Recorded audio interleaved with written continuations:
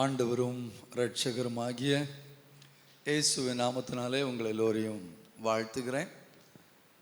அப்படியாக பாஸ்டர் ஜோஸுடைய சபையில் கடந்து வர ஆண்டவர் உதவி செய்தார். இந்த நாட்களில் நான் மிஷினரியாக உத்தரப்பிரதேசத்தில் வாரணாசி பகுதியில் ஊழியம் செய்கிறதுக்கு அதனுடைய ஒரு தொடக்கம் ஜோஸ் மூலமாக தான் உண்டாச்சுது. ஜோஸ் மட்டுமல்லாமல் ஜோஸோடு கூட பைபிள் காலேஜில் படித்து கொண்டிருந்த சில ஊழியக்காரர்கள் மூலமாக தான் அந்த தரிசனம் எனக்கு உண்டானது. உத்தரப்பிரதேசத்தில் முதல் முறையாக நான் கடந்து செல்லும் பொழுது என் கூட ஜோஸ் உண்டு. நாங்கள் 2 பேரும் தான் சேர்ந்து அங்கே போனோம். அப்படியாக இன்று அங்கே நடைபெறுகிற ஒரு பெரிய ஊழியத்தின் வரலாறை நாம் பார்க்கும் பொழுது அதில் ஜோஸ் உண்டு. அதனால் எப்பொழுதுமே நான் அவர்களுக்கு வரும்பொழுது ஜோசி தொடர்பு கொள்ளுகிற பழக்கம் உண்டு. இடைப்பட்ட நாட்களில் நான் அதிகமாக இங்கே வர முடியாமல் காணப்பட்டேன். ஏன்னா அங்குள்ள ஊழிய வேலைகள் பழுக்கள் அதிகமாக இருந்தது. இந்த நாட்களில் அங்கே பிரச்சனைகள் அதிகமாக இருக்கிறதுனால ஊழியங்களை நாங்கள் சற்று வித்தியாசமாக இந்த நாட்களில் செய்ய வேண்டிய சூழ்நிலைகளும் உருவானதுனால கொஞ்ச நாட்கள் இங்கே நான் தங்கியிருந்து இங்கே உள்ள அநேக ஊழியர்களை சந்திக்கவும் சபைகளை சந்திக்கவும் ஆண்டவர் எனக்கு உதவி செய்தார். இந்த நாட்கள் அதிகமாக ஜோஸோடு தொடர்பு கொள்ள நாங்கள் இணைந்து சில காரியங்களை செய்கிறதற்கு ஆண்டவர் உதவி செய்தார். ஆண்டவருக்கு நன்றி செலுத்துகிறேன். ஜோஸுடைய குடும்பத்தையும் பிள்ளைகளையும் பார்க்கறதுல எனக்கு ரொம்ப சந்தோஷம். அந்த நாட்களில் தெரியும், ஜோஸுக்கு 3 பிள்ளைகள் ஒரே டெலிவரியில் ஆண்டவர் அப்படியாக ஆசீர்வதித்தார் என்று. உங்கள் மனைவி எங்கே இருக்கிறாங்க? எங்கே? முதலாவது கை வைத்துக்கிட்டீங்களா? Praise lord. ஓகே, ஆண்டவருக்கு ஸ்தோத்திரம். இது வரைக்கும் ஆற்றூருக்கு போகணுன்னு அடிக்கடியாக நினைக்கிறது உண்டு, ஆனால் முடியல. ஏன்னா நாங்கள் அந்த பழக்கப்பட்ட அந்த நாட்களிலேயே உடனடியாக நான் அங்கே போயிட்டேன். ஆண்டவர் இந்த அழைப்பை தந்த உடனே நாங்கள் அங்கே போனதுனால இங்கே உள்ள தொடர்புகள் எல்லாம் அதிகமாக பாதிக்கப்பட்டு போனது. எப்படியும் இந்த நாளில் உங்களை காண ஆண்டவர் உதவி செய்தார். 3 பிள்ளைங்க, நல்ல வளர்ந்த பிள்ளைங்க இருந்தாலும் ஜோசிப்பும் அவங்களோட அண்ணன் மாதிரி தான் இருக்கிறாரு. ஸோ ஆண்டவர் ஜோசையும் இன்னும் அதிகமாக அவருடைய ஊழியங்களையும் ஆசீர்வதித்து குடும்பத்தையும் ஆசீர்வதிக்கட்டும், உங்களை எல்லோரையும் ஆசீர்வதிக்கட்டும். ஒரு சின்ன சபையாக நீங்கள் இருந்தாலும் ஆண்டவருடைய மகிமைக்காக நீங்கள் தெரிந்து கொள்ளப்பட்ட ஜனங்கள். எனவே ஆண்டவர் உங்களை ஆசீர்வதிப்பார். கிருபாசனம் சபைக்கு ஒரு பெரிய சரித்திரமே உண்டு என்கிறத நீங்கள் அறிந்திருக்கிறீங்க. உங்கள் எல்லோரும் மேலும் தேவனுடைய கிருபை உண்டு, தேவனுடைய அபிஷேகம் உண்டு. நான் பைபிள் காலேஜ் முதல்ல நான் படித்த நாட்களில் MD படிக்கும் பொழுது ஒரு தீசிஸுக்காக இப்படியாக அநேக சபைகளை சந்தித்தோம். அந்த நாட்களில் கிருபாசனம் சபையிலையும் மெயின் சபையில் போனோம். அப்போ யார் இருந்தாங்க பாஸ்டர்? தாசியா பாஸ்டர் அந்த டைம் இருந்தாங்க. அப்படி நம்ம அதுலேயும் அதோடைய ஸ்தாபகரான பாஸ்டர் அந்த சாது ஐயாவுடைய வரலாறுகளையும் படித்து அதன் மூலமாக மிக அதிகமாக ஆசீர்வதிக்கப்பட்டேன். ஆண்டவருக்கு நான் நன்றி செலுத்துகிறேன். கன்னியாகுமரி மாவட்டத்தில் தொடங்கின இந்த சபை இந்த அநேக இடங்களில் ஆண்டவருக்கு மகிமையாக இன்றைக்கு பல சபைகள் ஸ்தாபிக்கப்பட்டு ஆண்டவரை மகிமைப்படுத்தி கொண்டிருக்கிறது. அதற்காக தேவனை துதிக்கிறேன்.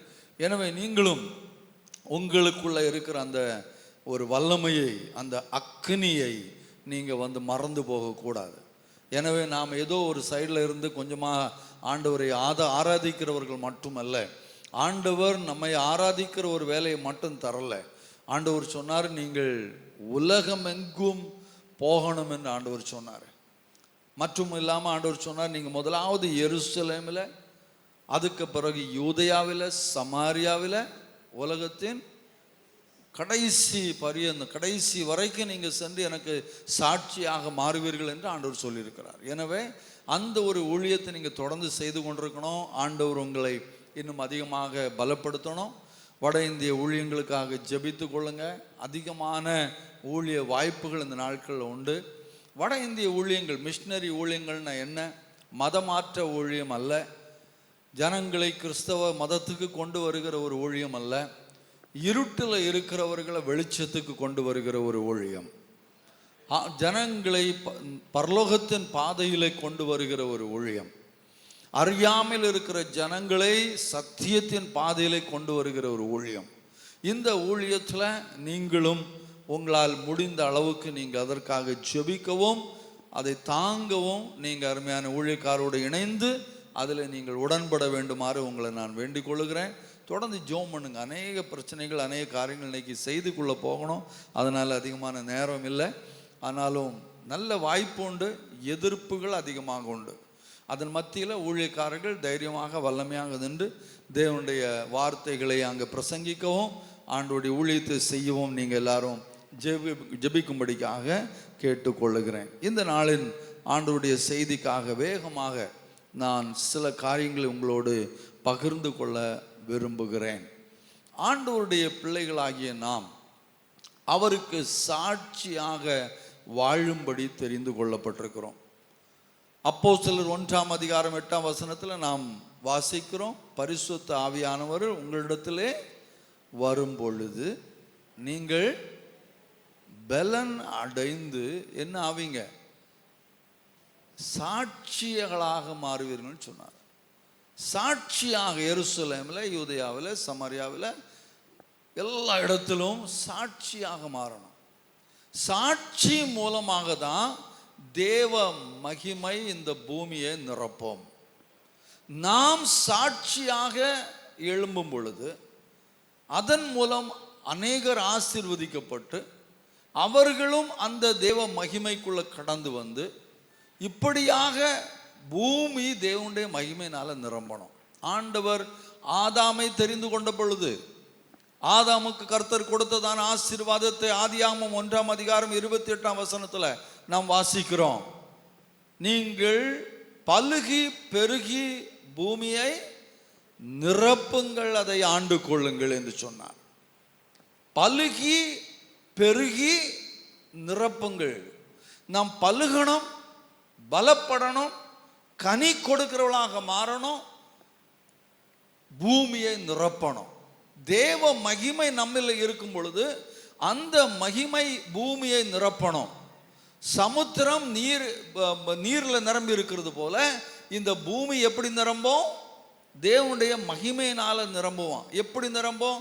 நாம் ஒவ்வொருவரும் அவருக்கு சாட்சியாக மாறும் பொழுது அதன் மூலமாக தேவனுடைய மகிமை இந்த பூமியை நிரப்பும்.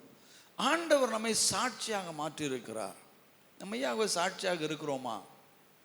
பரிசுத்த ஆவியானவர் என்று சொல்லும் பொழுது, பரிசுத்த ஆவியானுடைய அபிஷேகம் என்று சொல்லும் பொழுது, பரிசுத்த ஆவியானுடைய வல்லமை என்று சொல்லும் பொழுது நாம் அடிக்கடியாக சபைக்குள்ளாக நாம் செய்கிற காரியங்களை தான் நாம் நினைக்கிறோம். நன்றாக ஆண்டவரை ஆராதிக்கணும், அந்நிய பாஷையில் நம்ம பேசணும், ஆவியின் வரங்கள் நம்மளை கிரியை செய்யணும். இதை தான் நாம் அதிகமாக சில நேரங்களில் பார்க்கிறோம். ஆனால் இவைகள் எல்லாம் தேவை என்றாலும் நம்மை சாட்சியாக இந்த பூமியிலே நிலைநிறுத்தும்படிக்காக ஆண்டவர் நமக்குள்ளே வரும் பொழுது, ஆவியானவர் நம்மை நிரப்பும் பொழுது நம்மிலே ஆவியின் கனி வெளிப்படணும். ஆவியின் கனி வெளிப்படும் பொழுதுதான் நாம சாட்சியாக மாற முடியும். ஆவியின் வரங்களும் உண்டு, ஆவியின் கனியும் உண்டு. அந்த கனி ஒரு கனி என்று சொல்லி அதுல 9 குணங்களை ஆண்டவர் வைத்திருக்கிறார். இதை குறித்து கலாத்தியர் 5:22-23 நாம் வாசிக்க முடியும். வாசிப்போம் அந்த வசனத்தை. கலாத்தியர் 5:22-23. அன்பு, சந்தோஷம், சமாதானம், நீடிய பொறுமை, தயவு, நற்குணம், விசுவாசம், சாந்தம், இச்சையடக்கம். வேற ஒன்றும் இல்லை. இதுதான் நம்மை நிலைநிறுத்துகிற காரியம். இதுதான் நம்மை தேவனுக்கு முன்பாக, தேவனுக்கு உரியவர்களாக நம்மை நிலைநிறுத்துகிற ஒரு விஷயம். இது நம்மள உண்டா? நம்மள எத்தனை பேர் இந்த ஆவியின் கனியில நிறைந்திருக்கிறோம்? அன்பு, சந்தோஷம், சமாதானம், நீடிய பொறுமை, தயவு, நற்குணம், அப்புறம் சாந்தம், விசுவாசம், சாந்தம், இச்சை அடக்கம். இந்த காரியங்கள்லாம் நமக்குள்ள இருக்குதா? நம்ம ஆவிக்கிற வாழ்க்கையில் நம்ம எப்படி இருக்கிறோம்? ஒரு நல்ல ஒரு ஊழியக்காரர், உண்மையான ஊழியக்காரர், ஆண்டவரை நேசிக்கிற, ஆண்டவருக்காக வல்லமையாக ஊழியம் செய்கிற ஊழியக்காரர், நாங்கள் தனிப்பட்ட வாழ்க்கையில் நாங்கள் பல காரியங்களை பேசி கொண்டிருக்கும் பொழுது இப்படியாக சொன்னார். நிறைய பேய் விரட்டுறோம், ஆனால் நமக்குள்ள உள்ள பேய் இன்னும் போகலையே. புரிந்து கொள்ளுங்க, இதுக்குள்ள பெரிய ஒரு உண்மை இருக்கு. நாம் அடிக்கடியாக வேஷம் போட்டு வாழ்க்கையை வாழ்ந்துட்டு இருக்கோம். கிறிஸ்தவ வாழ்க்கை அடிக்கடியாக மாயமாலம் நிறைந்த வாழ்க்கையாக இருக்கு. ஏன்னா நம்ம உள்ளதை வெளியே யாருக்கும் காமிக்கிறது இல்லை, தேவையில்லை. ஆனால் ஆண்டவர் காண்கிறார். அப்போ அவர் சொன்னார், அதில் ஒரு பெரிய உண்மை இருக்கு. ஊர்பட்ட பேயெல்லாம் வரட்டுறோம், நமக்குள்ள இருக்கிற பேய் சுபாவம் இன்னும் மாறலையே, இல்லையா? பொறுமை என்று சொல்லி ஆவியின் கனியை பார்க்கிறோம். என்ன கோபம் வருது? அளவுக்கு அதிகமாக கோபம் வருது. ஒரு அளவுக்கு கோபம் வரணும், சில காரியங்களுக்கு கோபம் வரணும், நியாயமானவைகளுக்கு கோபம் வரணும். ஆனால் நாம் எரிச்சல் அடைகிறவர்களாக, பொறுமை இல்லாதவர்களாக, இச்சையடக்கம் இல்லாதவர்களாக நாம் வாழ்ந்து கொண்டிருக்கிறோமே. கிறிஸ்தவ வாழ்க்கைன்னா சபைக்குள்ள இருக்கிறது தான். பரிசுத்த ஆவியாரம்னா சபைக்குள்ள பேசுகிற அந்நிய பாஷை தான் என்று சொல்லி நாம் நினைத்து கொண்டிருக்கிற இந்த நிலைமை மாறணுமே. இந்த சுபாவங்கள் நம்மில காணப்பட வேண்டிய காரியங்கள் ஏன் இல்லை? ஏன் ஆவியின் கனி நம்மள வெளிப்படலை? இதுதான் இன்னைக்கு நாம சுருக்கமாக பார்க்க போகிறோம். ஆவியின் கனி எப்படி வெளிப்படும்? இது ஆவியானுடைய நிறைவுனால வெளிப்படும். இதுக்காக நம்ம ஒன்றும் செய்ய முடியாது. நம்ம ஆவியின் கனி ஒன்று ஒன்றா பிடிச்சி இழுக்க முடியாது. அன்பு வெளியவா, சமாதானம் வெளியவா, இப்படி ஒன்று ஒன்றா பிடிச்சு நம்ம இழுக்க முடியாது. இது தானே வர வேண்டியது. உள்ள நிறைவு இருந்தால் வெளியிலே அந்த கனி வெளிப்படும். ஆமென், ஹல்லேலூயா. எல்லாரும் கரங்களை சொல்லுங்க, உற்சாகம், ஹல்லேலூயா. ஒரு விவசாயி நல்ல அழகான மாமரத்தை வச்சார். இன்னைக்கு தான் நிறைய பலவிதமான ஹைப்ரிட் வெரைட்டி எல்லாம் கிடைக்குது இல்லையா? நல்ல ஒரு வெரைட்டி, சீக்கிரமாக காய்க்கிற ஒரு மரத்தை வச்சு அதில் கனி கொடுக்கும் என்று சொல்லி அதற்கான எல்லா காரியங்களும் செய்து நல்லா வளர்ந்து வந்த பிறகு அவன் சொல்லிவிட்டான், ஒரே வருஷத்தில் காய்ச்சிரும் அப்படின்னா. 3 வருஷம் ஆச்சு, அப்பவும் காய்க்கலை. அவர் பார்த்தாரு, என்ன விஷயம், ஏன் இது காய்க்கலை அப்படின்னு சொல்லி யோசித்து பலவிதமான காரியங்களை செய்து பார்த்தாரு. ஒன்றுமே நடக்கலை.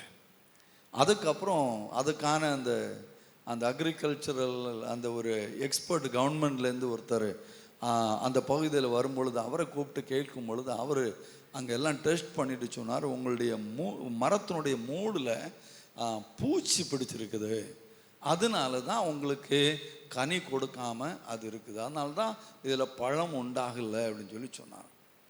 அப்புறம் அதற்கான காரியங்களை கொஞ்சம் கொத்தி எடுத்து அதற்கான மருந்தெல்லாம் போட்டு அதற்கான காரியங்களெல்லாம் செய்த பிறகு தானே அதில் நல்ல கனிகள் வர ஆரம்பித்தது. இதே மாதிரி தான் நம் வாழ்க்கையில் ஆவியானவருடைய கனியை தடை செய்கிற சில விஷயங்கள் நம்முடைய வாழ்க்கையில் இருக்க வாய்ப்பு உண்டு. அதை குறித்து ஒரு சில காரியங்களை வேகமாக இன்னைக்கு பார்க்க போகிறோம். என்னென்ன காரியங்கள் ஆவியின் கனி நம்மள வெளிப்படாமல் தடையாக இருக்கிறது, என்னென்ன நோய்கள் அதை பாதிக்கிறதாக. நம்ம சொன்ன மாதிரி அந்த மூடில் பூச்சி பிடிச்சிருந்ததுனால அங்கே கனி கொடுக்கல. மரம் பெருசா வந்திருந்தது, பார்க்கிறதுக்கு பெருசா இருக்கலாம். சில டைம்ல நாம் பார்வையில் பரிசுத்தவான்களாக நாம் இருப்போம். ஆண்டவர் இயேசு கிறிஸ்து ஒரு தடவை ஒரு அத்தி மரத்தை பார்த்தார், ஞாபகம் இருக்கு அவங்களுக்கு? அந்த அத்தி மரத்தில் ஆண்டவர் என்னத்தை எதிர்பார்த்தாரு? கனியை எதிர்பார்த்தாரு, மரத்தை அல்ல. ஆண்டவர் நம்ம வெறும் மரமாக நிற்பதற்கல்ல ஆண்டவர் நம்மை அழைத்திருக்கிறது. நம்மில் ஆண்டவர் கனியை எதிர்பார்க்கிறார். ஆண்டவர் அங்கே போனார், பார்த்தாரு, பசியாக இருந்தார். சொல்ற, பசியா இருக்கிறேன். நம்ம எல்லாரும் வாழ்க்கை குறித்தும் அவர் பசியாக இருக்கிறார். ஆண்டவர் நம்ம மேல பசியாக இருக்கிறார். அவர் நம்ம மேல கருத்தாக மட்டுமல்ல, நம்முடைய தேவைகளை சந்திக்கிறவராக மட்டுமல்ல, அவர் நம்ம மேல பசியாக இருக்கிறார். நம்முடைய கனியை அவர் புசிக்க வேண்டும் என்று வாஞ்சியாக இருக்கிறார். அத்தி மரத்தை பார்த்தாரு, அங்க நல்ல மரம் இருந்தது, மரம் இருந்ததுனால போனாராம். ஏன்னா அதனுடைய பொருள் என்னன்னா, அத்தி மரத்துல மரம் இருந்தா கனி இருக்கும், சாரி அந்த என்னது இலைகள் இருந்தாச்சுன்னா கனி இருக்குமா. இலை இருந்ததை பார்த்துட்டு தான் அவர் போனாரு. இலை இருந்து ஆனா அங்க கனி இல்லை. அப்ப ஆண்டவர் அதை என்ன செய்தாரு, சபித்து போட்டார். வசனம் இதையும் சொல்லுது, அது சீசன் இல்லையா, அது அதுக்கான காலம் இல்லாதனால அதுல கனி இல்லை. அப்போ ஏன் ஆண்டவர் அதை சபிச்சாரு? இலை இருந்தால், அதாவது காலத்துல தான் இலை இருக்குமா, இலை இருந்தா கனி இருக்கணுமா. அப்ப அந்த இடத்துல இலை இருக்குதானா கனி இல்லை. நாம் எல்லாரும் இலையுள்ள கிறிஸ்தவர்கள், பார்வைக்கு கிறிஸ்தவர்கள், பார்வைக்கு பரிசுத்தவான்கள், பார்வைக்கு ஆவிக்குரியவர்கள், பார்வைக்கு நாம் மேலானவர்கள். ஆனால் நமக்குள்ள கனி இருக்குதா? ஆண்டவர் நம்மள எதிர்பார்க்கிற கனி இருக்குதா? இதுதான் ஆண்டவர் இன்னைக்கு பார்க்கிறார். அங்கு கனி இல்லாதனால அதை சபித்து போட்டார் என்று வசனம் சொல்லுது. அப்ப நம் வாழ்க்கையில கனி உள்ளவர்களாக மாற வேண்டும். ஆண்டவர் அதை எதிர்பார்க்கிறார். அதற்காக தான் ஆவியானவரை அவர் நமக்கு தந்திருக்கிறார்.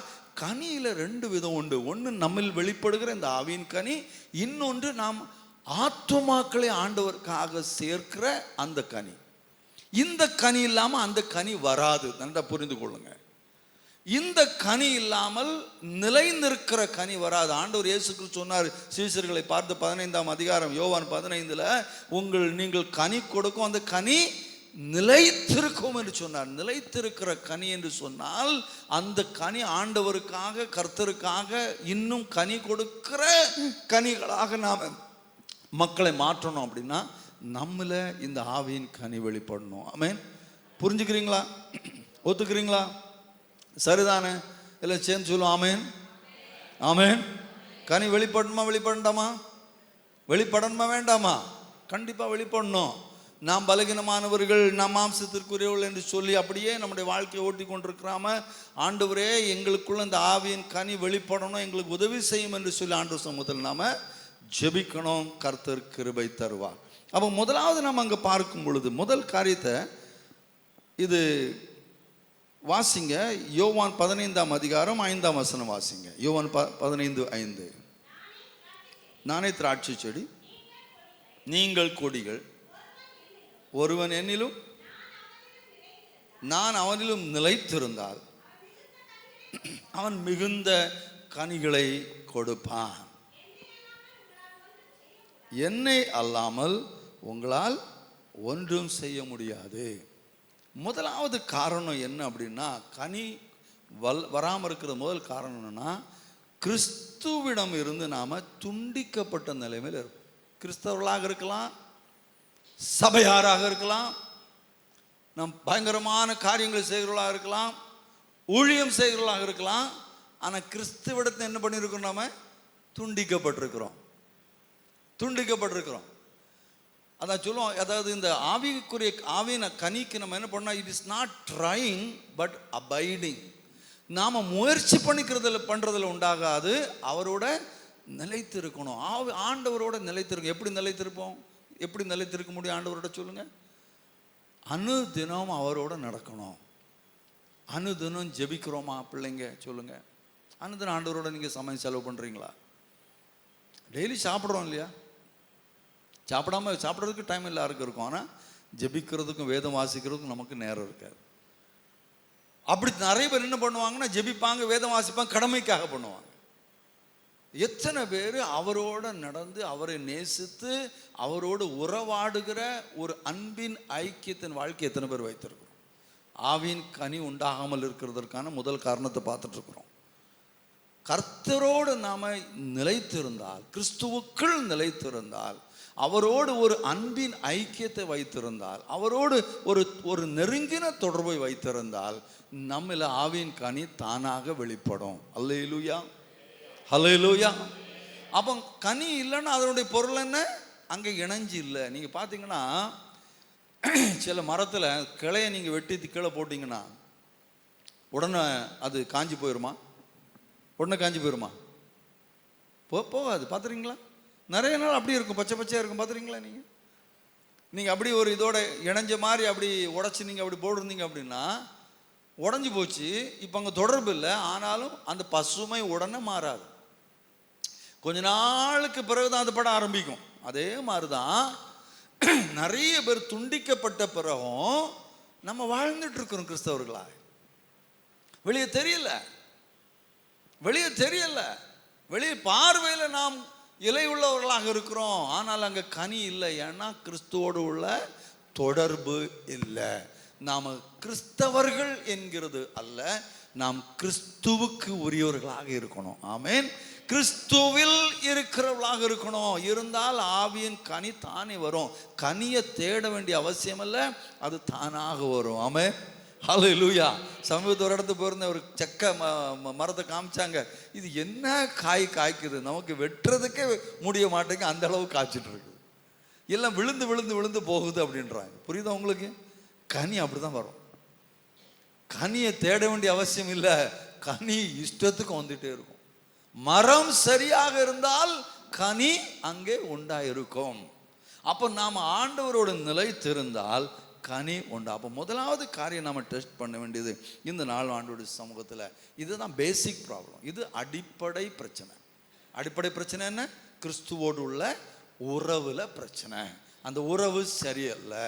நம்ம சும்மா பேருக்கு சபைக்கு போகிறோம், பேருக்கு கிறிஸ்தவங்களா இருக்கிறோம், பேருக்கு ஊழியம் பண்றோம், பேருக்கு அந்நிய பாஷை பேசுறோம், பேருக்கு காணிக்கை கொடுக்கிறோம். கர்த்தரோடு உள்ள தொடர்புல நாம பலகீனமாக இருக்கிறோம்.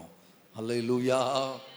ஆண்டவர் உதவி செய்வார். இரண்டாவதான காரியத்தை நம்ம பார்க்கலாம். எபிரேயர் 12:15 வாசிங்க. எபிரேயர் 12:15.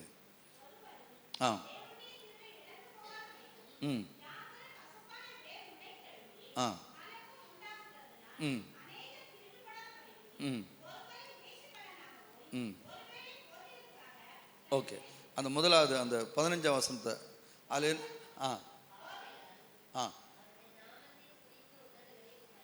இல்லை 12:15.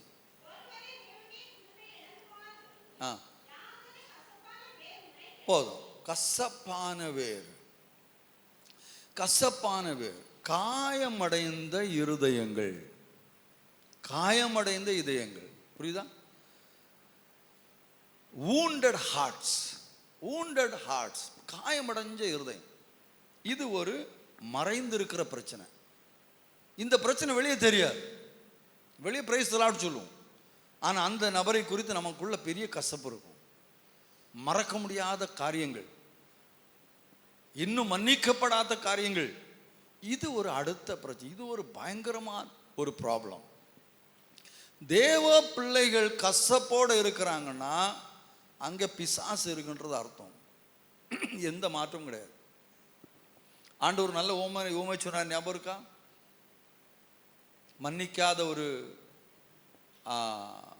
வேலைக்காரனை குறித்து சொன்னார் இல்லையா? ஒருத்தனுக்கு ஆண்டவர் ஒரு ராஜாட்டு கடன் வாங்கினா, ஞாபகம் வருதா?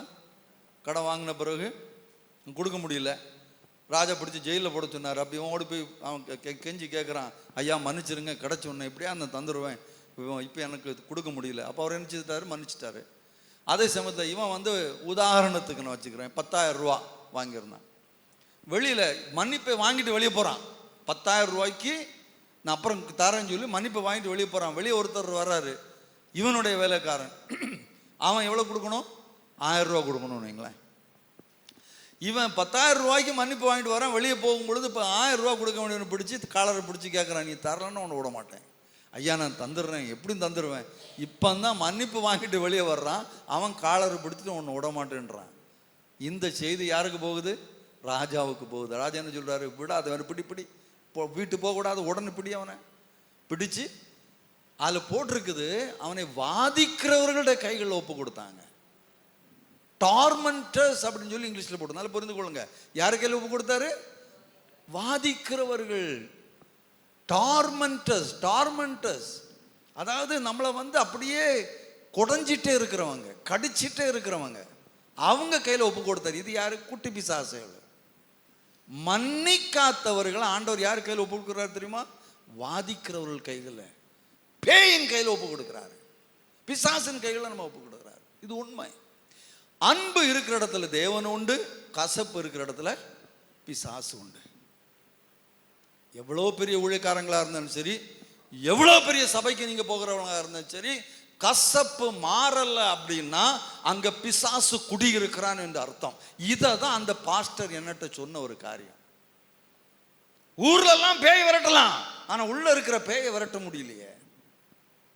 அருமையான ஆண்டவருடைய பிள்ளைகளை, கனி கொடுக்காமல் போகிறதுக்கு ஒரு காரணம் நமக்குள்ள மறைந்து இருக்கிற கசப்பு. மன்னிக்க வேண்டியவங்களை மன்னிக்கணும், மறக்க வேண்டியதை மறக்கணும், நாம ஃப்ரீ ஆயிடணும். அவன் மன்னிச்சாலும், அவன் ஒத்துக்கொண்டானோ ஒத்துக்கொள்ளியோ, அவன் ஏற்றுக்கொண்டாலும் ஏற்றுக்கொள்ளியோ, நான் ஃப்ரீ ஆயிடணும், அவ்வளோதான். நியாயம் தீர்க்கிறவர் கர்த்தர், அவர் செய்வார். அவன் திரும்பினா அவனுக்கு நல்லது, இல்லைன்னா அவர் நியாயத்தை செய்வார். நீ ஃப்ரீ ஆயிரு, நீ வெளியே வந்துரு, நீ அந்த கட்டிலேருந்து வெளியே வந்துரு, நீ வாதிக்கிறவள் கையிலேருந்து வெளியே வந்து நீ மன்னிச்சு விட்டுரு, நீ மறந்துரு, நீ தேவனோடுக்குள்ள போய் கொண்டே இரு. அதுதான் ஆண்டவர் நம்மகிட்ட எதிர்பார்க்கிற காரியம். கசப்பு நம்மள இருந்தா அங்க ஆவியின் கனியை அது கெடுத்து போடும். வேறே, அதாவது கசப்பான வேறுன்னு சொல்லப்படுறது. புரியுதா உங்களுக்கு? அதை மரத்தை பொறுத்த வரைக்கும் என்ன சொல்லுவாங்கன்னா, மேலே எவ்வளவு பார்க்குறோமோ அதே அளவு கீழே இருக்குமா. அரச மரத்தை பார்த்துருக்கீங்களா? மேலே எப்படி படர்ந்து விரிஞ்சு போகுது, அதே மாதிரி வேற எப்படி போகும், படர்ந்து விரிஞ்சு போகும். இந்த வாட்டர் டேங்குக்குள்ளே ஏறிடும் பார்த்துருங்க, செங்கலுக்குள்ளே ஏறிடும், கல்லுக்கட்டுக்குள்ளே ஏறிடும் பார்த்துருக்கீங்களா? அரச மரம். ஆனால் தென்னை மரம் எப்படி இருக்கும், மேலே எப்படி இருக்குதோ அப்படிதான் கீழே இருக்கும், அது விரிவாக போகாது. அதே மாதிரிதான் வேறு கசப்புன்னா வாழ்க்கையும் கசப்பு தான். அங்க கனி வெளிப்படாது, நம் கனியை கெடுத்து போடும். ஆவியின் கனியை கெடுக்கிற இரண்டாவது காரியம். மூணாவது, வேகமாக நான் ஃபுல்லாக விளக்கமாக சொல்லலை, அந்த பாயிண்ட்டுகளை மட்டும் நான் உங்களுக்கு சொல்கிறேன். மூணாவது காரியம் நம்ம வாசிப்போம். ரோமர் 12:2 வாசிங்க. ரோமர் 12:2. இதை மட்டும் சொல்லி விட்டுறேன், டைம் ஆச்சு.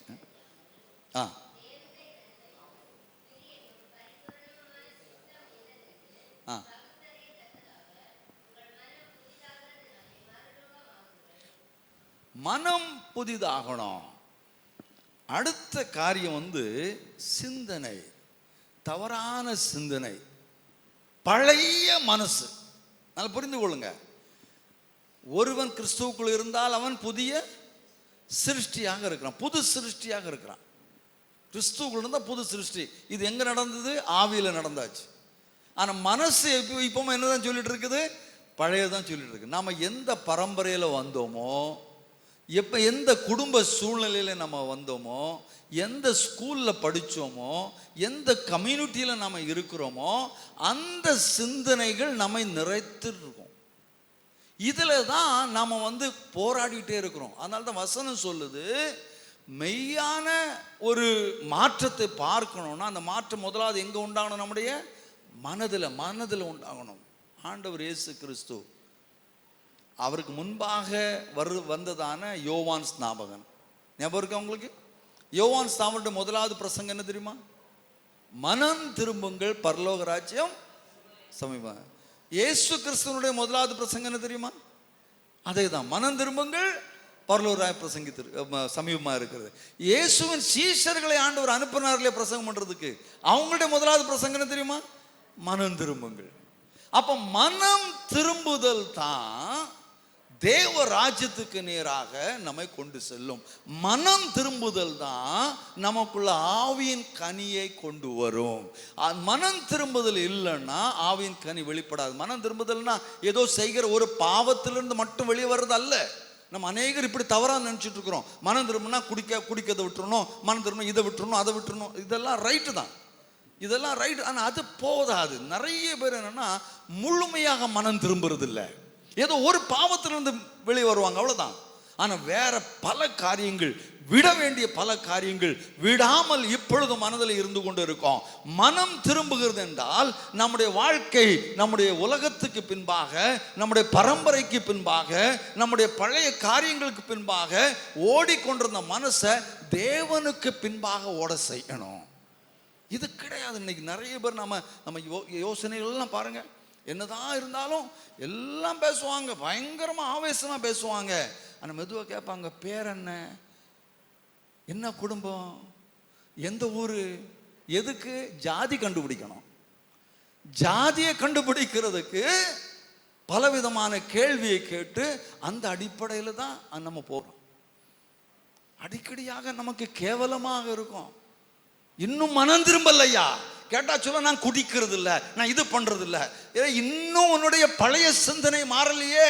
எப்படி ஆவியின் கனி ஒன்றில் வெளிப்படும்? பழைய சிந்தனை மாறணும்.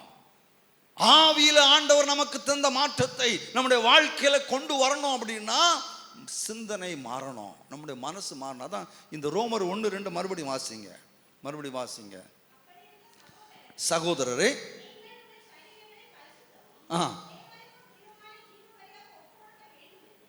ஒப்பு கொடுக்க வேண்டும் என்று வேண்டிக் கொள்ளுகிறேன். ஓகே, இது எப்படி செய்யணும் பாருங்க. இது எப்படி செய்யணும்? அடுத்தது வாசிங்க. இந்த பிரபஞ்சத்துக்கு ஒத்த வேஷம் தெரியாமல் தேவனுடைய நன்மையும் பிரியும் பரிபூர்ணமான சித்தம் இன்னதென்று பகுத்து அறியத்தக்கதாக மனம் புதிதாகிறதுனால மறு ரூபமாகுங்கள். வாழ்க்கையில மாற்றம் தெரியணும் அப்படின்னா அந்த வாழ்க்கை மாற்றம் தான் கனி. ஆவியின் கனி தெரியணும், வெளிப்படணும் அப்படின்னா மனசு மாறணும். ஆமென். பழைய சிந்தனைகள் மாறணும். நாம முன்னாடி கற்று வச்சிருக்கிற, நம்ம கிராமத்தில் பேசுகிறது, நம்ம பகுதியில் உள்ள காரியங்கள், நம்ம நினைச்சு வச்சிருக்கிறது, சிந்திச்சு வச்சிருக்கிறது, இது இப்படி தான், அது அப்படி தான், குடும்பம்னா எப்படின்றது நம்ம ஏற்கனவே ஒரு சிந்தனை வச்சிருக்கிறோம். அதெல்லாம் தூக்கி தூர போட்டுட்டு வசனம் என்ன சொல்லுதோ அதுதான் ஒன்று, அதுதான் உண்மை என்கிற ஒரு நிலைமைக்கு நம்ம வரணும். ஆமென். ஹல்லேலூயா, ஹல்லேலூயா, ஹல்லேலூயா. ஆண்டவருக்கு ஸ்தோத்திரம். ஆண்டவருடைய பரிசுத்த நாமத்து மகிமை உண்டாவதாக. அப்போ மூன்றாவது பார்த்தது நம்முடைய சிந்தனை. ஒரு ராஜாவுடைய பையன் சின்ன வயசுல தவறி போனான். தவறி போய் அந்த பையனை கொஞ்சம் பிச்சைக்காரங்க எடுத்து வளர்த்தாங்க. யார் எடுத்து வளர்த்தா? யார் எடுத்து வளர்த்தாமா? பிச்சைக்காரங்க தெரியுமா? பெக்கர்ஸ். யார ராஜாவுடைய பையனை கொஞ்சம் பிச்சைக்காரங்க எடுத்து வளர்த்தாங்க. அப்ப இப்ப எப்படி வளர்ந்துருப்பான் அவன் மனசுல என்ன சிந்தனை இருக்கும்? அப்போ அவன் யாரு? அவன் ஆக்சுவலா யாரு? ராஜாவுடைய பிள்ளை. ஆனா அவன் இப்ப என்ன நினைக்கிறான்? அதான உண்மை. பிச்சைக்காரங்கள் தான் எடுத்து வளர்க்குறாங்க. அப்போ பிச்சைக்காரங்க பிள்ளை பையன் தானே இல்லையா? அப்போ இவன் மைண்டில் என்ன மாதிரி சிந்தனை இருக்கும்? காலையில் எழுப்பணும்னு என்ன செய்யணும்? தட்டு எடுத்துட்டு பிச்சை எடுக்க போகணும் இல்லையா? இதான கணக்கு. ஆனால் அவன் ஒரு ராஜாவின் பையன், ஒரு மகன் என்கிறது அவன் தெரியாததுனால, அவன் இருக்கிற சூழ்நிலைகள் நிமித்தமாக அவன் நிர்பந்திக்கப்படுகிறான். நம் மனதிலையும் இந்த மாதிரி நம்ம நிர்பந்திக்கப்படுகிறோம். அதனால தான் ஆண்டவர் சமூகத்தில் எப்போ போனாலும் உபவாசம் ஜெபம் பண்ணி போனாலும் சரி, ஞாயிற்றுக்கிழமை போனாலும் சரி, பெரிய லிஸ்ட் எடுத்துகிட்டு போகிறோம். பிச்சைக்காரங்களாக தான் நம்ம போகிறோம். தேவ சமூகத்தில் பிச்சைக்காரங்களாக தான் போகிறோம். அதாவது ஆண்டவர் சமூகத்தில் ஒரு வீட்டில் முன்னாடியெல்லாம் வீடுகளில் பிச்சை எடுக்க ஆட்கள் வருவாங்க பார்த்துருங்க. இப்போ வருவாங்களா? இப்போ அதிகமாக வர்றதில்லை. முன்னாடியெல்லாம் அதுவும் சனிக்கிழமை அப்படின்னா வரிசையாக வந்துகிட்டே இருப்பாங்க. எங்கள் வீட்டிலலாம் அரிசி எடுத்து வச்சுருப்பாங்க, கொஞ்சம் சில்லற பைசா வச்சுருப்பாங்க. சிலவங்க காசு தான் வேணுமாங்க, சிலவங்க அரிசி வாங்கிட்டு போவாங்க, ஒரு பிடி எடுத்து எல்லோரும் கொடுப்பாங்க. அது பழைய காலம். இன்றைக்கெல்லாம் அப்படி இல்லை. இன்றைக்கி பிச்சை எடுக்கிறதுலையும் பயங்கர ஸ்டைல் உண்டு. அவங்க ஸ்டாண்டர்டாக பிச்சை எடுக்கிறாங்க. நம்ம ஸ்டாண்டர்டாக கொடுக்கணும் அவங்களுக்கு இல்லையா? முன்னாடியெல்லாம் இந்த யாருக்காவது ஆண்டு கழிப்பெல்லாம் பண்ணுவாங்க. பண்ணும் பொழுது ஆட்களை கூட்டு வச்சு பாவங்களுக்கு சாப்பாடு கொடுக்கணும் அப்படின்னு சொல்லி, அப்போ கோயிலுக்கு முன்னாடி போய் கூட்டு வாப்பா அப்படின்னா அங்கே முன்னாடி ஒரு கூட்டமாக உட்காந்துருப்பாங்க. எல்லாரும் கூட்டு வருவாங்க. இன்றைக்கி யாராவது கிடைப்பாங்களா? ஒருத்தரும் கிடைக்க மாட்டாங்க. இன்னைக்கு ரொம்ப கஷ்டப்பட்டு தேடி சமீபத்தில் ஒருத்தங்க நடத்தினார், பழைய பாணியில் செய்யணும் அப்படின்னு சொல்லி ஒருத்தரை பிடிச்சு கொண்டு வா. ஆனால் அவன் பிடிச்சு கொண்டு வந்தோன்னா எல்லாருக்கும் துணி வாங்கி கொடுத்து, அவங்க எல்லாருக்கும் வண்டி கூலி கொடுத்து, திருப்பி போகும்பொழுது கை நிறைய காசு கொடுத்து அனுப்பணும். அப்போ தான் சாப்பிடுக்கும் வரும். சரி, அதை விடுங்க. அவன் என்ன சொல்ல வரேன்னா, அப்போ அந்த வெளியே இங்கே வீட்டுக்குள்ளே இருக்கும்போது வெளியே சத்தம் கேட்கும் பாருங்க. பிச்சைக்காரன் பிச்சை எடுக்கிறான், அங்கே இது கூடுவான், அம்மா அம்மா சத்தம் கேட்குதா? உடனே இங்கே தெரிஞ்சிடும் பிச்சைக்காரங்க வந்திருக்கிறான், அவங்க பிச்சை கொடுப்போம். அதே சமயத்தில் அதே வீட்டில் சாயங்காலம் பையன் வீட்டில் வர்றான், வீடு கதை உடச்சி கிடக்குது, அவனும் அம்மான்னு தான் கூப்பிடுறான். நல்லா புரிந்து கொள்ளுங்க, அவனும் அம்மா தான் அம்மா தானே கூடுவான், சொல்லுங்க அப்படி தானே கூடுவான். இப்போ இல்லை மம்மி மம்மின்னு சொல்லுவாங்களா இருக்கு, எப்படி அம்மான்னு வைங்களேன், பழைய காலம் அம்மான்னா அவனும் அம்மான்னு தான் கூப்பிடுறான். இந்த ரெண்டு சவுண்டுக்கு வித்தியாசம் உண்டா இல்லையா சொல்லுங்க? பிச்சைக்காரன் எப்படி சொல்லுவான் அம்மா, பையன்னு சொல்லுவான் அம்மா, சொல்றானே இல்லையா? அம்மா கதவை தர, அதுல என்ன இருக்கு? உரிமை இருக்கு. ஹல்லேலூயா ஹல்லேலூயா, அதுல பாசம் இருக்கு. ஹல்லேலூயா. நாம எல்லாரும் இன்னும் பிச்சைக்காரங்களா இருக்கிறோம். ஏன்னா பிச்சைக்கார சமூகத்தில் வளர்ந்துட்டு இருக்கிறோம். ஆமா, அரசாங்கமும் அதை வச்சு தானே ஓட்டு வாங்கிட்டு இருக்கு. எல்லாம் இலவசம். பஸ்ஸில் யாருனாச்சுன்னா இலவசம். இடையில ஒரு கண்டக்டர் சொல்லிட்டு இருக்கிறாரு, ஒரு அம்மா சின்ன பிள்ளையை கூட்டிட்டு, இது குளச்சல் பதில் நடந்த நம்ம ஊர் தான், வெளியூரில் பஸ்ஸில் ஏறி போகிறாங்க. அப்போ கண்டக்டர் எங்கே போகணுமா, வண்டி எங்கே வர போகுது அங்கே வர போகிறோம், பஸ்ஸு எங்கே வர போகுது அங்கே வர கொண்டு விடுங்க. அங்கே வர போயாச்சு, போன பிறகு நாகர்கோவில் பஸ் ஸ்டாண்ட் வர போயாச்சு, பிறகு இறங்கல, அவங்க அப்படியே இருக்கிறாங்க. இன்னும் இறங்கலையா, இல்லை திருப்பி போகணும் இல்லையா, எனக்கு திருப்பி அதே மாதிரி வந்து இறங்கியாச்சு. அப்போ என்னன்னா, பிள்ளை ரொம்ப அழுதுகிட்டே இருந்தா, அதனால பிள்ளைய சமாதானப்படுத்துறதுக்காக நல்ல ஐடியா, பஸ் வீட்டுக்கு முன்னாடி வருது, போய் ஏறியாச்சு, பஸ் எங்கே வர போகுது, போயிட்டு வந்துருங்க, ஃப்ரீ தானப்பா, இலவசம் அல்லவா.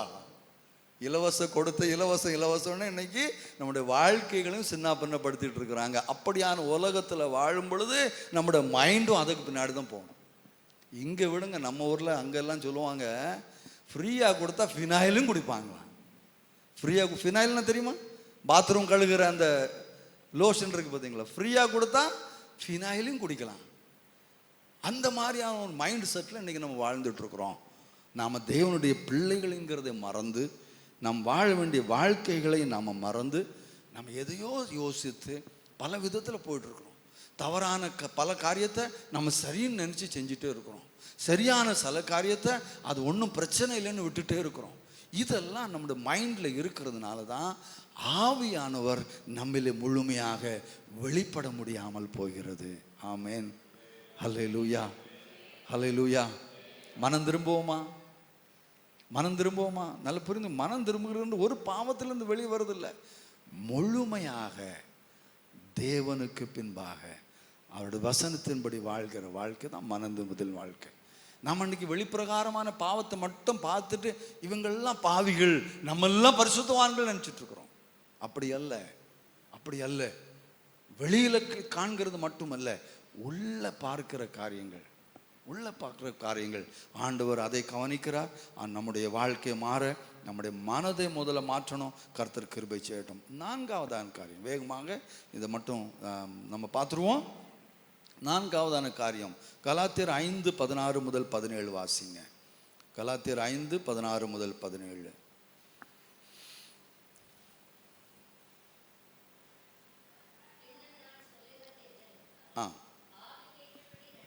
ஆவிக்கேற்றபடி நடந்து கொள்ளுங்கள், அப்பொழுது மாம்சத்தின் இச்சையை நிறைவேற்றாமல் இருப்பீர்கள். ஆவிக்கு விரோதமாகவும் மாம்சத்துக்கு விரோதமாகவும் செய்யாது, ஒன்று கொண்டு விரோதமாக இருக்கு. போதும். அப்போ பாருங்க, நமக்குள்ள ரெண்டு காரியம் கடந்து சண்டை போட்டே இருக்கு. என்னது? மாம்சமும் ஆவியும். இல்லையா? உண்மைதானே? இதாங்க சொல்லப்படுற, ஆவியும் மாம்சமும் ஒன்று கொண்டு விரோதமாக இருக்குதான், நமக்குள்ள இருக்குதான். ஒரு சின்ன பையன் தாத்தா கூட ரொம்ப பாசமாக இருப்பான், நம்ம ஊரில் மாதிரி தான். அப்போ தாத்தா அவனுக்கு கதை சொல்லி கொடுத்துட்டு இருந்தார். அவன் நல்ல பிள்ளையாக நல்ல காரியங்கள் செய்யும்படிக்காக அவனை மாத்திருக்கும்படி அவனுக்கு சொல்லிட்டு இருந்தார். எப்பா, உனக்குள்ள 2 நரி கிடக்கு பார்த்துக்க, 2 நரி, ஒன்று வெள்ளை நரி, ஒன்று கருப்பு நரி. இந்த ரெண்டும் எப்பொழுதும் சண்டை போட்டே கிடக்குது. உனக்கு தெரியுதா அப்படின்னு கேட்டாங்க.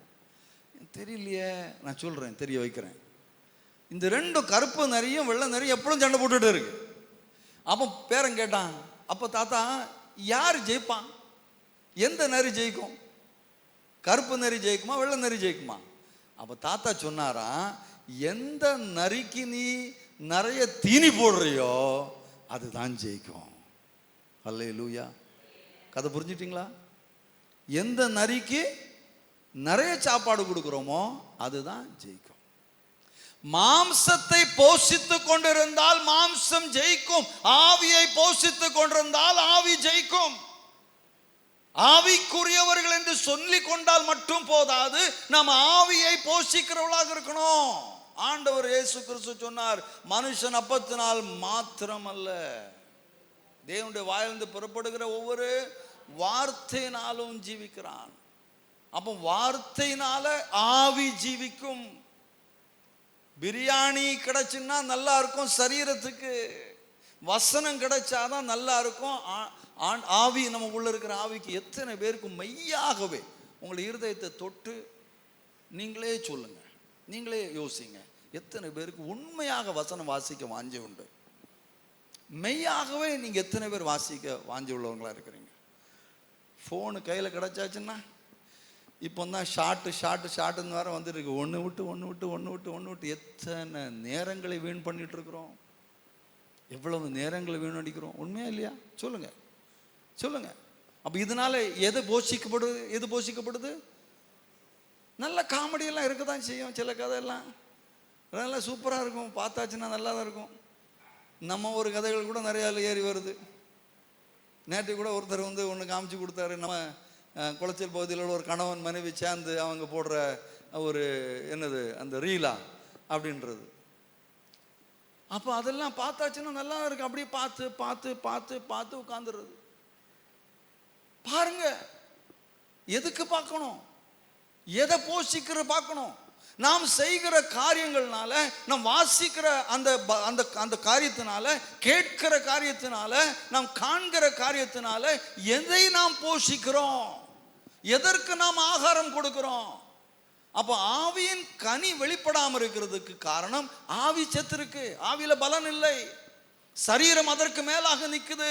இந்த 2 நரிகளும் போடுகிற சண்டையில நம்ம கருப்பு நரிக்கு நல்ல சாப்பாடு கொடுத்துட்டு இருக்கிறோம். நல்ல சாப்பாடு கருப்பு நரிக்கு கொடுத்துட்டு இருக்கிறதுனால வெள்ளை நரி பலன் இருக்கு. நம்ம மாம்சத்தை போஷித்து கொண்டே இருக்கிறதுனால ஆவியில பலன் இல்லாதவர்கள ஞாயிற்றுக்கிழமை ஒரு நாள் மட்டும் போயிடுவோம், தவறாம போயிடுவோம். அட்டண்டன்ஸ் போடலன்னா பாஸ்டர் கேட்பார் இல்லையா? எத்தனை பேர் இப்படி ஆயிட்டும் பாருங்க. ஞாயிற்றுக்கிழமை கரெக்டா போயிடணும், நல்லா எல்லாருக்கும் முன்பாக ஜம்முன்னு. அதுக்கு பிறகு தேடினாலும் கிடைக்காது ஆள. அதெல்லாம் பழைய காலம். இடப்பட்ட நாட்களில் ஏதாவது கூட்டம் உண்டா உங்களுக்கு? இதில் எத்தனை பேர் வருவாங்க?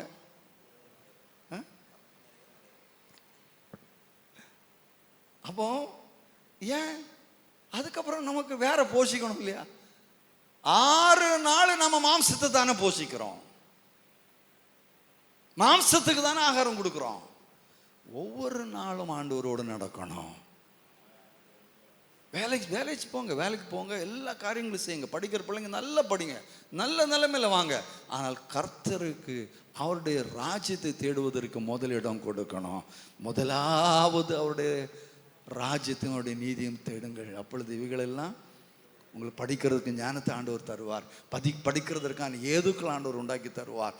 உங்களை ஆண்டவர் மேன்மைப்படுத்துவார், ஆண்டவர் உங்களை உயர்த்துவார், அவருக்கு மகிமையாக ஆண்டவர் பல இடங்களில் உங்களை கொண்டு வருவார். ஆனால் நாம மறந்துடக்கூடாது, நம்முடைய நோக்கம் எல்லாம் அவர் தான், அவருடைய ராஜ்யம்தான், அவருக்காக தான்.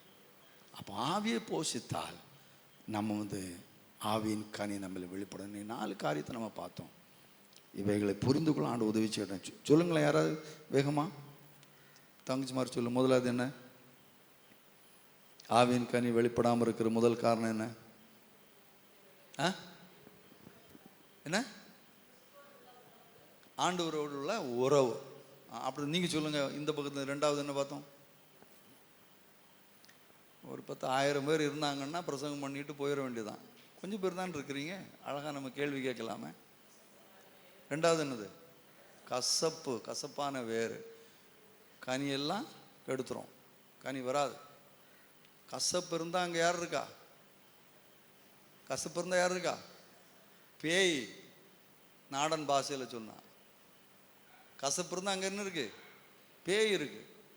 எத்தனை பேருக்குள்ள பேய் இருக்கு? அந்த பாசை குறித்து சொன்னார், அந்த பேயெல்லாம் ஆடுது, நம்ம அதை விரட்டுறோம். உள்ள இருக்கிறது ஆடாது, அதனால விரட்டவும் பிடிக்கிறது இல்லை. ஆடாத பிசாசு எத்தனை கிடக்கு நமக்குள்ள. கசப்பு இருந்தால் அங்கே பேய் உண்டு, கசப்பு இருந்தால் பேய் உண்டு கண்டிப்பா. அன்பு இருந்தால் அங்கே ஆண்டவர் உண்டு. ஆமென். தேவன் அன்பாகவே இருக்கிறார். கசப்பு அல்லவே அல்ல, கசப்பு அல்லவே அல்ல. கசப்பு மாறியே ஆகணும் தேவ பிள்ளைகளை. வசனத்தில் ஒரு காரியம் மறுபடியும் மறுபடியும் மறுபடியும் சொல்லப்பட்டிருக்கு. கசப்பு, கசப்பு. விசுவாசத்தை குறித்து சொல்றாரு, அங்கேயும் ஆண்டவர் கசப்பை சொல்றாரு. ஜெபத்தை, கர்த்தருடைய ஜெபத்தை பாருங்க, கடைசியில் என்ன சொல்றாரு? நீங்கள் உங்கள் தப்பிதங்களை மன்னியாதிருந்தால் உங்களுடைய பரலோக பிதா உங்களுக்கு மன்னியாதிருப்பார் சொல்லிருக்கல எல்லாத்தையும் அங்கே. அப்போ இந்த கசப்பை குறித்து அடிக்கடியாக வேதம் சொல்லுது. நம்ம அதில் கவனமாக இருக்கணும். நம்மை பிசாசின் கையில் எடுக்கிறதற்கு ஒரு பெரிய ஆயுதம் இந்த கசப்புங்கிறது மறந்து போகாதுங்க. மூணாவது என்ன பார்த்தோம்? மனம் திரும்பணும். மனதுக்குள்ளே கிடக்கிற கச்சடா, மனதுக்குள்ளே இருக்கிறதான பழைய காரியங்கள் எல்லாம் மாற்றணும். ஆவியில் புதுப்பிக்கப்பட்டாச்சானா நமக்கு மனசு மாறல, அது நிலைமை மாறணும். நாலாவது என்ன பார்த்தோம்? ஆவியை போஷிக்கணும். ஆவிக்கு நல்ல சாப்பாடு கொடுக்கணும். அப்போ தான் ஆவியில் கனி வெளிப்படும். நம்ம மாம்சத்தை எந்த அளவுக்கு போஷித்து கொண்டிருப்போமோ அந்த அளவுக்கு மாம்சம் ஆவி என்ன பண்ணிடும்? அடக்கிறோம். ஆண்டவர் சொன்னார்ல, ஜெபம் பண்ணுறதுக்கு போகும்பொழுது எல்லாரும் கிடந்து உறங்கிட்டு இருந்தாங்க. கர்த்தர் என்ன சொன்னார் சிஷ்யர்கள்ட்ட? 1 மணிக்கூறாவது நீ விழித்திருந்து ஜெபம் பண்ணக்கூடாதா? ஆவி உற்சாகம் உள்ளது, ஆனால் மாம்சமோ பலகீனமானது. அப்போ பலகீனமானதை இன்னும் பலகீனப்படுத்தி கொண்டு, அதாவது நம்முடைய வாழ்க்கையை பலகீனப்படுத்துகிற காரியம் அந்த மாம்சம். அப்போ அதை இன்னும் அதிகமாக நாம் ஃபீட் பண்ணிகிட்டே இருப்போம், அதுக்கு நல்லா கொடுத்துட்டே இருப்போம்னா பிரச்சனை வரும். அதனால தான் ஜெபங்களும் வேத வாசிப்போம், சபை ஐக்கியங்களும், ஆண்டோடைய பிள்ளைகளோடு நம்ம தொடர்புகள் இருக்கிறதும், இவைகள் தான் நம்மை ஆவியில் பலப்பட செய்யும். இதை விட்டுறக்கூடாது. கர்த்தர் நமக்கு உதவி செய்யட்டும். நமக்கு ஆண்டவர் நல்லவராக இருக்கிறார். ஒரு தடவை ஒரு இடத்துல, ஒரு வீட்டில் தண்ணி வரல. ஒரு கிராமத்தில் ஆட்களுக்கு தண்ணி வராமல் இருந்தது. அவன் பார்த்தாங்க, தண்ணி டேங்கில் தண்ணி இல்லை போல இருக்குது, ஓடி போய் செக் பண்ணுங்கய்யா அப்படின்னு பார்த்தாச்சுன்னா, அந்த வில்லேஜ் ஆஃபீஸர்ஸ் எல்லாம் ஏற்பாடு பண்ணி அந்த போய் டேங்கில் பார்த்தா டேங்கில் தண்ணி ஃபுல்லாக இருக்குது. டேங்கில் தண்ணிக்கு குறவில்லை. பிரச்சனைங்க, வர்ற பைப்பில் ஒரு பைப்பு அடைஞ்சு இருக்குது, அதனால தண்ணி வரல. இன்றைக்கி இதுதான் பிரச்சனை. ஆவியில் குறவில்லை, ஆவியானவரில் குறவில்லை, ஆவியானுடைய வல்லமையில் குறவில்லை, ஆவியானுடைய அபிஷேகத்தில் குறவில்லை. ஆனாலும் ஏன் நம்மள ஆவியின் கனி வெளிப்படலை? ஏதோ அடைச்சிருக்கு, ஏதோ அடைச்சிருக்கு. அதான் இன்னைக்கு 4 காரியத்தை பார்த்தோம். நம்ம ஆண்டோட சமத்தை ஒப்பு கொடுப்போம். கர்த்தர் நம்மை ஆசீர்வதிக்கட்டும். ஒரு கனியுள்ள வாழ்க்கை வாழ்ந்து சாட்சியுள்ள ஜீவிதம் ஜீவித்து தேவர் ராஜ்யத்தின் வளர்ச்சிக்காக நாம் செய்கிற அனைத்திற்கான பலனை நாம் பரலோகத்தில் பெற்றுக்கொள்வோம். ஆமேன். ஆண்டோடைய வருகை குறித்து அடிக்கடியாக நம்ம பேசுகிறோம் இல்லையா? வர்ற வரைக்கும் நாம் என்ன செய்யணும்ங்கிறத குறித்து நம்ம அடிக்கடி பேசுகிறது இல்லை. அவர் வருகிற வரையிலும் நாம் பரிசுத்தமாக சாட்சியாக வாழணும். வாழ்ந்தவுடைய ராஜ்யத்தின் பணியில், மற்றவர்களை சீஷராக்குற பணியில் நம்ம அதில் செயல்படுகிறவர்களாக இருக்கணும். அதற்கான பலனை அவருடைய வருகையில் கொண்டு வரும். இதோ சீக்கிரமாக வருகிறேன், அவனுக்குரிய கிரியைகளுக்கு தக்க பலனை என்னோடு கூட கொண்டு வரும். அது என்னோடு கூட வருது அப்படின்னு சொன்னார். அப்படியாக ஆண்டவர் வருகிற தேவனை நாம் வரவேற்கும்படியாக ஆவியில் உற்சாகம் உள்ளவர்களாக, ஆவியின் கனி நிறைந்தவர்களாக, சாட்சியின் வாழ்க்கை வாழ்கிறவர்களாக கர்த்தர் நம்ம ஒருவரையும் பலப்படுத்துவாராக. ஆண்டவருக்கு ஸ்தோத்திரம்.